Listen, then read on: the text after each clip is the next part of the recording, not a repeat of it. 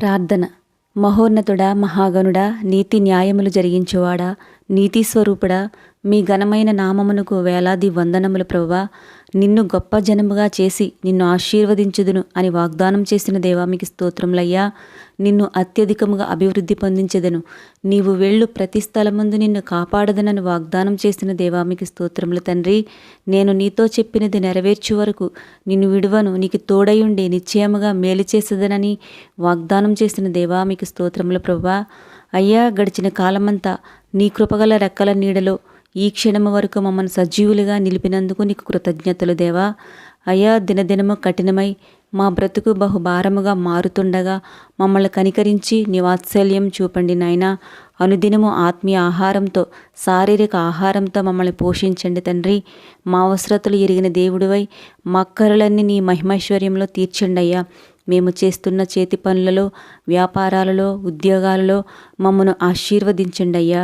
ఏ అపాయము మా గుడారంలో సమీపించనీయక ఆరోగ్యకరమైన నీ రెక్కల చాటున మమ్మల్ని భద్రపరిచి పూర్ణ శాంతితో నిన్ను స్తుతించుటకు, సంతోషంతో జీవించుటకు నీ సహాయమును, నీ సన్నిధిని మాకు తోడుగా నిలపండి అయ్యా. ప్రభువా, సంతానం లేక బాధపడుచున్న వారిని మీరు జ్ఞాపకం చేసుకోండి అయ్యా.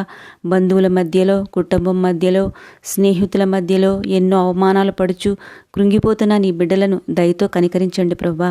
చక్కటి గర్భఫలం అనుగ్రహించి వారి కన్నీటిని నాట్యముగా మార్చి నీ ఘనమైన నామానికి మహిమ పొందండి ప్రభువా.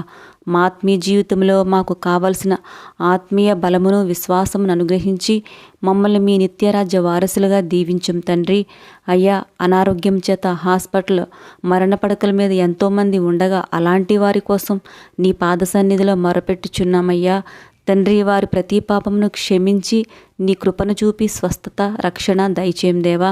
మా జీవితంలో ఉన్న అనేక రకములైన పరిస్థితులను, శోధనలను, ఇరుకులు, ఇబ్బందులు మీ ప్రేమతో, మీ అందు పరిపూర్ణమైన విశ్వాసంతో ఎదుర్కొని నిజమైన క్రీస్తు బిడ్డలుగా, నిత్యరాజ్య వారసులుగా జీవించడానికి మాకు మీ పరిశుద్ధాత్మ సహాయము దయచేయం తండ్రి. ఈ రోజంతా మీరు మాకు తోడై ఉండున దేవా. మేము చేయు ప్రతి పనిలో విజయం దయచేయండి ప్రభువా. ప్రార్థనలో ఏకీభవించిన ప్రతి బిడ్డను దీవించి ఆశీర్వదించి వారి అవసరతలు తీర్చి సమస్యల నుండి విడిపించి సంతోషం, సమాధానం దయచేసి నూతన కార్యాలు వారి పట్ల చేసి బలపరచమని నజరేయుడైన యేసుక్రీస్తు నామములో అడిగి ప్రార్థిస్తున్నాం తండ్రి. ఆమెన్. మన ప్రభువైన యేసయ్య దీవెన, స్వస్థత, ఆదరణ మనందరిపై ఉండునుగాక.